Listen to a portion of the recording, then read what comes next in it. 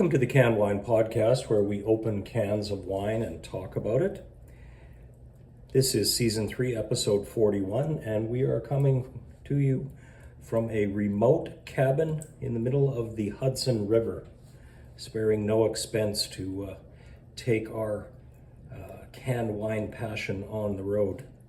And this is, for those of you that are following, you remember this time last year, we had a number of episodes from this location, and we were in the same location enjoying our cans in a rainy New York day.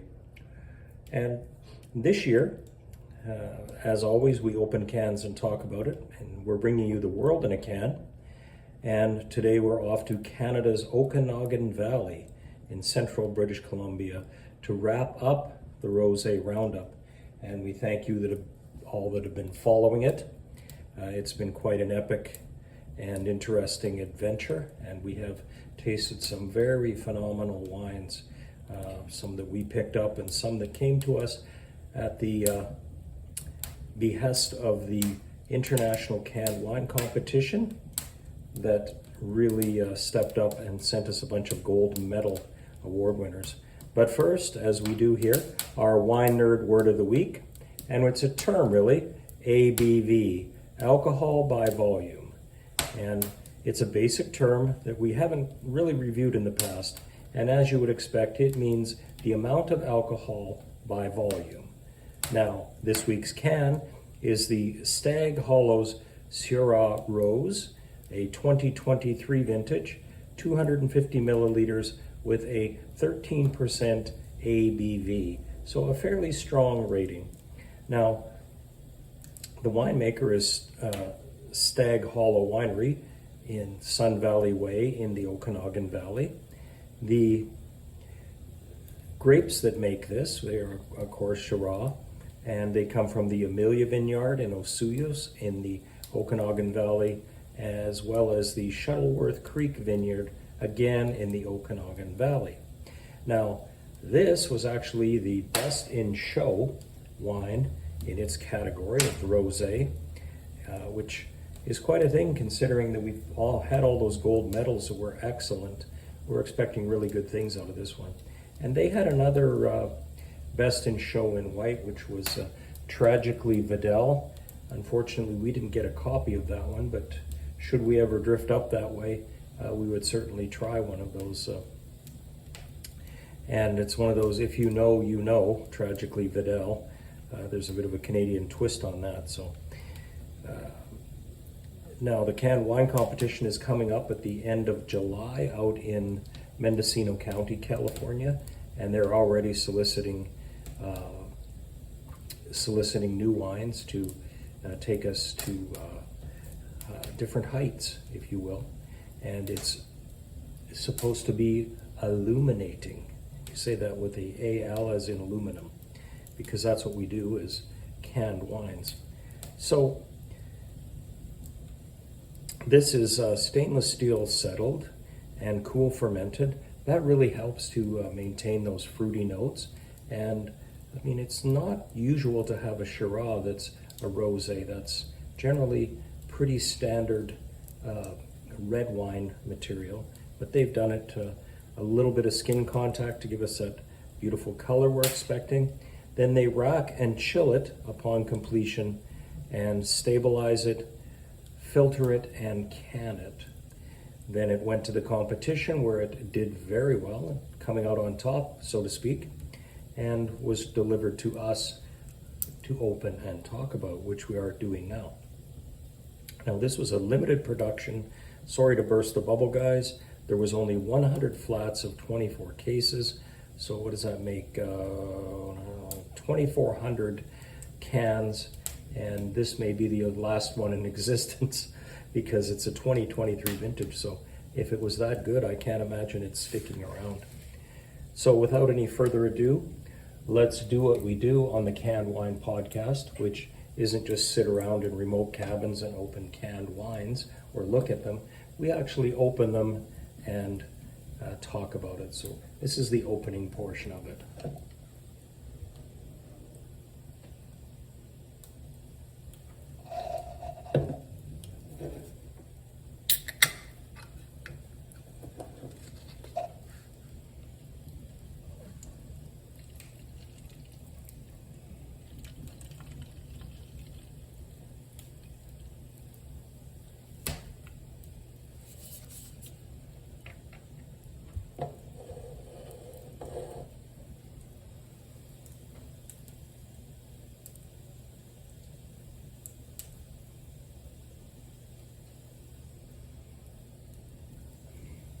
Very nice color. It's a little bit more on the amber side. Nice fruity smells. I can smell definitely sort of some watermelon, maybe strawberries.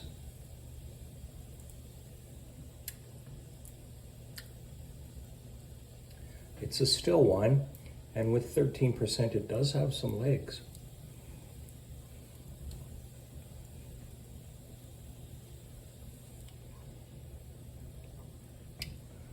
Oh, excellent. And a beautiful can. The signature Stag Hollow stag jumping across there again, the 2023 vintage. They say that crafted from a dedicated block of Shiraz, it's distinct BC style, but carries the chic vibes of its French provincial heritage. Get ready to unwind with a can of pure pleasure, because who says rosé can't be fun as it is fabulous? I can't add much to that. They really know what they're doing there. And I'm glad I saved this one till last because it's very delicious. Now they recommend pairing with seafood, vegetable dishes, salmon, or what I'd be having this with, which is sushi and sashimi. Mexican or Indian curries. Those are all things that I could enjoy this with.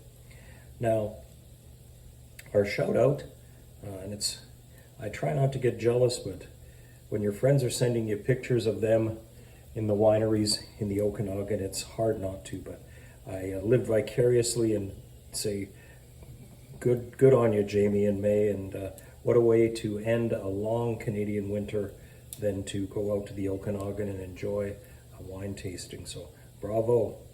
Appreciate the pictures, and I sure enjoyed them. Now our head scratcher, we'd like to thank Kenny, our perpetual first answering person who got the answer to last week's head scratcher. And our one for this week is, again, we're not going to make you think too hard. You're here to enjoy yourself and taste some wine and talk about it. So what grape variety is in this week's can? So that's pretty good. Look closely at the label and you might figure it out. In closing, we'd like to thank you for tuning into the Can Wine Podcast and sticking with us through now 41 episodes. Just to look a little bit further down the road, it's summertime. We like to drink some red wine. We haven't forgot about our NA pals. We might have something coming up on that soon. So if you're into the NA wines, stay tuned as well. And remember, this is the Can Wine Podcast where we open cans of wine and talk about it. Remember to enjoy responsibly, and just because it comes in a can doesn't mean you can drink and drive. The Can Wine Podcast is a center stage production. All rights reserved.